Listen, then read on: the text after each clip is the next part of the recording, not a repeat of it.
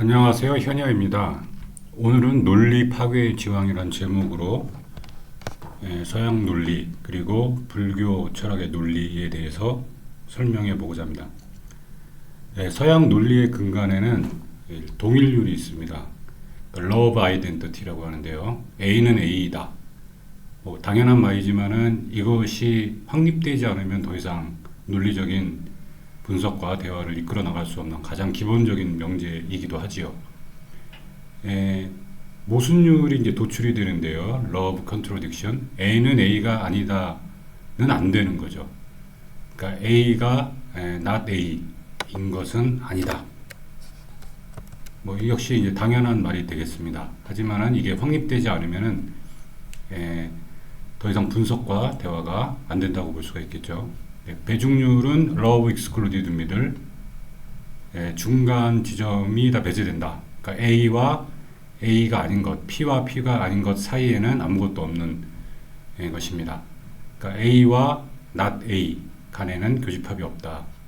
이제 이런 것들이 이제 동일률, 모순율, 배중률이 서양 논리의 근간이고, 이 law 또는 이제 principle를 가지고 모든 논리적인 추론이 도출된다고 볼 수가 있겠습니다.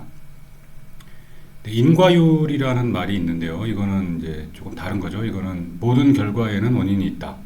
이렇게 볼 수가 있는데, 이런 쪽으로 좀 공부를 해보면은 이제 결국엔 쇼펜하우어의 충족 이유율, love sufficient reason 이런 부분까지 가게 되죠.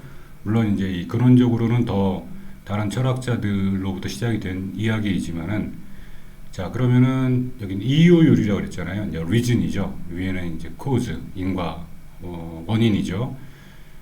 쇼펜하우어에 대해서 요약을 해놓은 글들을 보면은, 쇼펜하우어가 이제 그 네 가지 네 겹으로 된 그 충족 이유율에 대해서 쓴 유명한 책이 있죠. 그런 것들을 통해서 볼 때에 쇼펜하우어에게 있어서는 원인이라는 것도 본인이 이제 제시하는 이유들 중에 하나다. Fourfold root of sufficient reason. 충분 이유의 그 네 가지 루트 중에 어떤 일부분이라고 이제 본다라고 합니다. 어쨌거나 이 부분은 이제 서양 논리의 근간인 동일률, 모순율, 배중률하고는 좀 다른 차원의 원인과 결과에 대한 이야기가 되겠습니다. 여기까지는 뭐 당연히 알고 있는 내용일 수 있고, 또 여기서부터 이제 모든 서양 논리학의 이제 출발점이 되는 것인데요. 이 불교의 사구 부정이 있죠. 네 가지 구조를 부정한다. 이거는 이제 중론에서 나오는 용수보살의 중론에 나오는데, 서양 논리를 이제 바로 배격하죠. 있다, 없다, 그러니까 뭐 P, not P 이런 것 자체도 다 부정이 되고요. 그다음에 유역무, 있기도 하고 없기도 하다. 이것도 말도 안 되지만 이것도 이제 부정이 되고, 비유, 비무 이것도 이제 부정이 됩니다. 이런 식으로 이제 최초에 인식된 것들을 계속 부정해 나가고, 사구 백비라 그래가지고 뭐 100번을 부정하기도 해요. 근데 뭐 그건 중요한 것이 아니고, 일반적으로 우리가 알고 있는 이러한 경우의 수들을 다 부정하는 어떤 사구 부정의 논리가 불교에는 있습니다. 그래서 우리가 서양 철학에서 부정해서는 안 되는 기본적인 프린시플 룰을 불교 철학에서는 또 부정을 하면서 이제 시작을 하는 것이거든요. 모든 것이 이제 공하다라는 이제 중간학파의 그 이론을 이끌어내기 위해서 우리가 말하고 있는 모든 것들이 다 논리적으로 다 따지고 들어가 보면은 부정할 수 있다. 이게 나중에 이제 원효 사상으로 가면은 또 사구 긍정이라 그래서 부정만 있는 것은 아닙니다. 하지만은 이제 불교 쪽에서는 주로 이제 이 사구 부정을 가지고 이야기를 하고, 어떤 의미에서 이 서양 철학과 비교해서 불교 철학, 동양 철학을 이야기할 때 동양 철학의 우수성을 또 여기서 이야기하시는 분들이 있죠. 이렇게 표면적으로 드러난 서양 논리의 근간 동일률, 모순율, 배중률은 아주 초보적인 얘기고, 실제로 심오한 진리의 세계로 가면은 이러한 것들 구분이 무의미한 사구 부정이 한수 높은 것이다. 이렇게 이야기가 되기도 합니다. 여기까지도 이제 좀 많이 알 수 있는 부분이고요.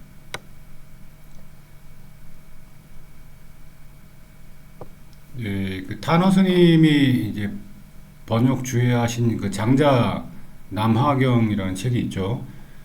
예, 유명한 책이죠, 물론. 네, 이제 여기에 보면은 네 가지 사고 부정이 나와요. 이제 불교가 아닌데 불교가 아니라 도교 장자 노장 사상에서도 사고 부정이 있다라는 것을 이제 타너 스님이 이제 이야기를 하시는 내용이 있습니다. 그걸 실제로 읽어보면은 이제 물의 한 가지가 오른발을 아시나이까? 그러니까 제자가 질문을 하면은 내가 어찌하리요? 스승이 난 모르겠다. 물에 홀로 그른발을 아시나이까? 내가 어찌하리요? 모르겠다. 그 다음에 당신의 알지 못하는 바를 아시나이까? 내가 어찌하리요? 모르겠다. 그런즉 물의 알미 없나이까? 내가 어찌하리요? 그래서 이게 그 사구부정으로 볼 수도 있고, 화엄의 사법계, 네 가지 법계, 사법계, 그다음에 이법계, 이사무해법계, 사세무해법계로 보기도 합니다. 이 스승의 답변은 그냥 모른다고 했잖아요. 뭐 스승이 굉장히 수준 낮은 사람이냐, 뭐 제자가 질문하면은 아무것도 모르겠다고 하는 것이 사실은 이제 부정을 하는 거예요. 여기 사고의 부정, 네 가지 법계 모두를 멸하는 것입니다.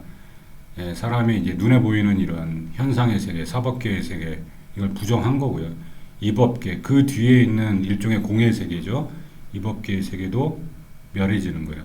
그다음에 이사무해법계, 이 두 개를 회통한 이사무해법계조차도 멸해지고 마지막에는 또 사사무해법계도 멸한다는 뜻입니다. 그래서 이 동양 철학에서는 기본적으로 어떠한 서양 철학의 그러한 확정적인 논리 체계를 좀 거부하는 상황을 이제 볼 수가 있습니다.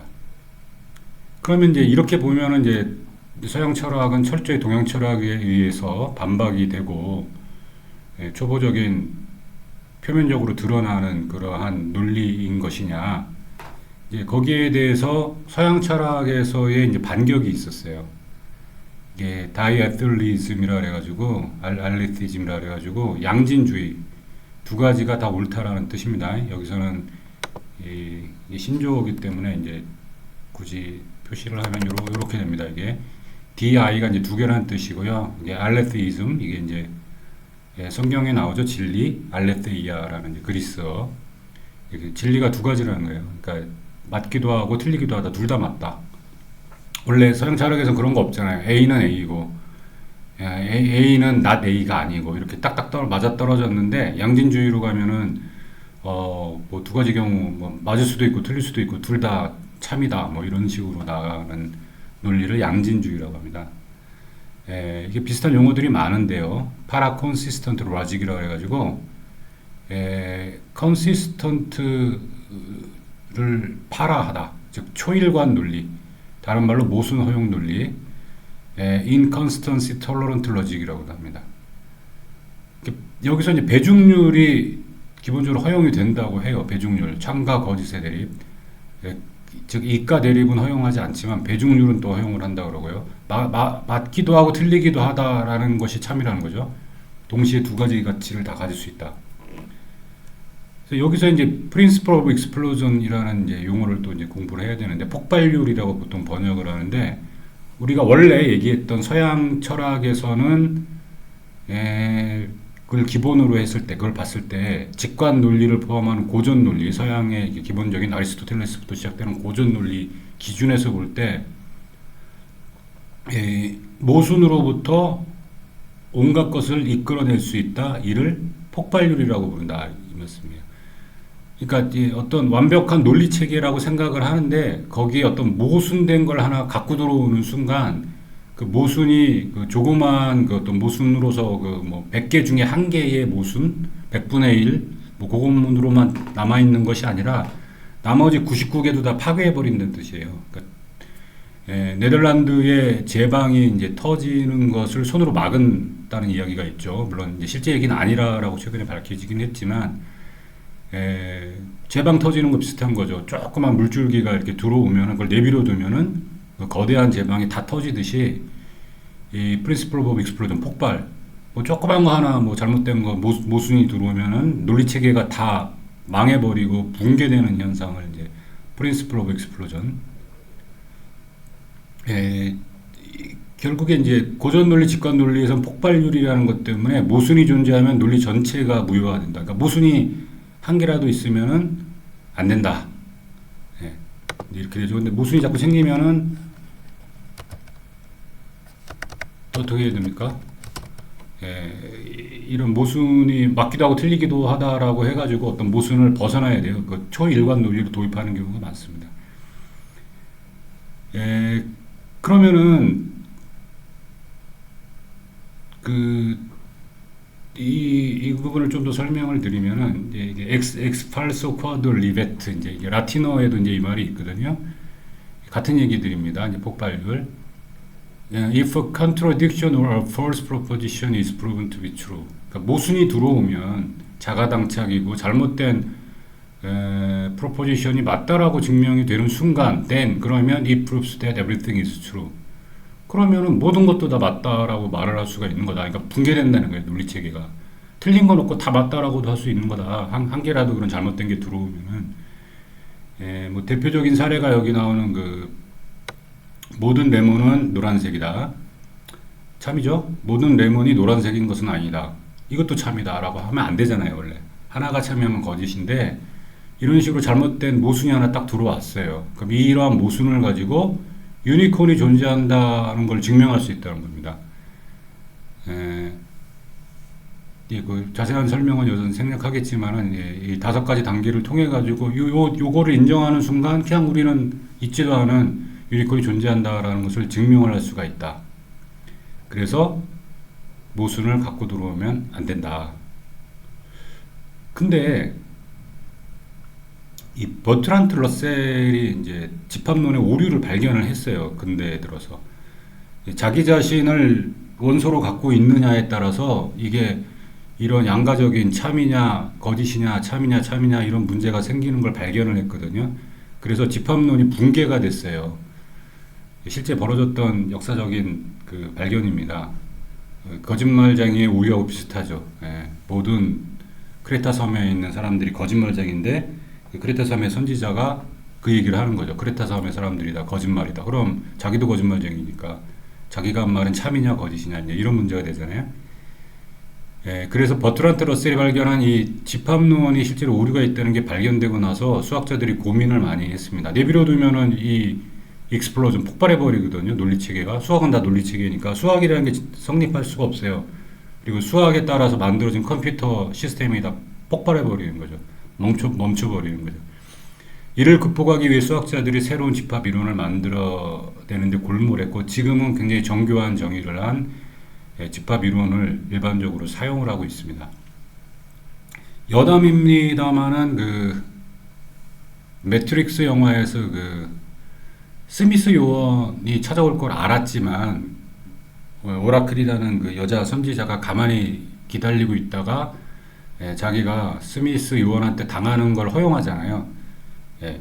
이제 그 장면을 해석하는 것 중에 이제 하나 한 설명하시는 분이 그게 바로 이 자가당착의 오류를 즉 그 스미스가 그 오라클이라는 사람과 합체되면서 시스템 전체를 붕괴시키는 걸 유도한 거 아니냐 이렇게 이제 해석하는 굉장히 뛰어난 해석을 하시는 것도 봤는데 이게 사람들은 잘 모르는 부분이지만 이게 이 논리 체계가 다 붕괴된 뻔했던 거죠. 실제로 그걸 발견했던 거죠. 그러니까 완벽하지 않다는 겁니다. 실제로 이런 류의 그 양가적인 것들 어떤 그 양진주의 이제 이런 것들이 어떻게 그럼 개발이 됐느냐? 불교의 그 중관이나 이런 건 굉장히 오래된 얘기잖아요. 중관학파에서 그 사고 부정하고 하는 것들은 이제 그거보다는 좀 근대에 이루어졌던 일 같아요. 서양 철학이라는 것이 그 아리스토텔레스 웬만한 뭐 학문은 다 아리스토텔레스가 다 정리해서 시족벌이 되니까 논리학도 마찬가지죠. 그렇게 해서 쭉 서양 논리가 흘러 내려오다가 이러한 양진주의 같은 이러한 좀 동양 철학과 비슷한 이야기들을 하는 사람들은 어떻게 된 거냐? 찾아보니까 이제 비렐름 데펠트라는 이제 독일의 건축가 및 고고학자가 있었어요. 우리가 유명한 트로이를 발굴한 하인리 슐레이만의 동업자이기도 했습니다. 그래가지고 유적지들을 이제 많이 발굴을 했던 사람이 있는데 그 사람이 이모부인 거죠. 그 이모부인 조카 되는 사람이 루돌프 카나비라는 사람이 있었다고 합니다. 독일인이죠. 이분이 이제 이러한 유의 이제 양진주의에 관련된 독일의 언어 철학자인데 그런 논리적인 어떤 그런 것들의 어떤 개발을 시작한 사람으로 알려져 있습니다. 이분이 그 버트란트 러셀과도 이제 편지 이제 교류도 좀 있었다 그러고요. 이제 책을 1937년대에 어떤 관련된 이야기들을 썼습니다. 그 이후에 이제 그 많은 서양 철학자들이 있긴 있습니다만은 이제 최근에 활동하고 있는 분을 보면은 그 제이스 비엘이라는 분, 현직에 계신 분입니다. 그 다음에 그레함 프리스트라는 분, 뭐 명예교수, 뭐 은퇴, 뭐 공식적으로 은퇴한 거죠, 명예교수니까. 하지만 뭐 여전히 뭐 활동을 하시는 것 같고, 관련 글을 제일 많이 쓰신 분은 이제 그레함 프리스트라는 분이고요. 이 본인의 웹사이트에서 이 양진주의에 관련된 굉장히 많은 논문을 공개를 하고 있어요. 자기가 이제 평생 공부하고 발표했던 연구 업적을 일반인한테 무료로 굉장히 많은 그 논문들입니다. 그걸 다 공개하고 있습니다. 그리고 좀 더 후배죠. 나이로 보면은 좀 더 1966년생이시니까 이제 JCBR도 최근에 이제 많은 책들과 논문을 이제 발표하고 있는 걸 볼 수가 있습니다. 그래서 간략하게 그 논리학의 역사를 봤고요. 보통은 이제 서양의 그 동일률, 모순율, 배중률 같은 건 많이 아시는 거고, 조금 불교 철학을 공부하신 분들은 사구부정, 백비 이런 얘기들을 많이 들어보셨을 텐데, 이것이 이제 실제로도 서양 철학자들, 서양 논리학자들도 상당 부분 수용을 해서 자기들만의 어떤 양진주의 체계를 만들어 가고 있고 굉장히 그 논의가 꽤 되는 걸로 알고 있습니다. 그리고 뭐 신학적인 그 제이스 비엘 같은 경우는 이제 신학에도 이제 손을 댄 거예요. 그 이제 기독교의 그리스도가 이제 사람이자 하나님이니까 이게 죄를 짓느냐, 그리스도는 죄를 짓느냐, 사람으로서는 지을 수 있다라고 봐야 되지만 하나님이라면 지을 수 없다라고 봐야 되는데 그 두 가지가 모순된 거 아니냐? 예수 그리스도는 사람이냐 하나님이냐 이제 이런 기독론에 관련된 논문도 이제 최근에 발표를 하는데 본인은 이 양진주의 지금 말씀하신 논리학의 양진주의 참이면서 거짓이 동시에 존재할 수 있다라는 주장이잖아요. 그걸 응용해가지고 크리스탈로지 기독론에도 적용할 수 있다라는 말까지 이제 이 논리 철학을 벗어나서 이제 종교 영역까지도 이제 이런 논리를 대입해가지고 설명을 하는 걸 볼 수가 있거든요. 이런 부분은 이제 우리나라에서 많이 소개도 안 되어 있고, 뭐 자칫 뭐 동양 철학을 하시는 분들 입장에서는 이제 그 동양 철학이 더 우월한 거 아니냐 이제 그쪽 측면만 뭐 많이 얘기하는 것보다는 실제 서양 철학자들도 그런 류의 고민을 많이 하고 이야기를 하고 있다. 그래서 보완해가지고 두 가지를 다 공부해서 이렇게 종합적으로 판단하는 것이 아마 좋을 것 같다고 생각을 합니다. 도움이 되었으면 좋겠습니다.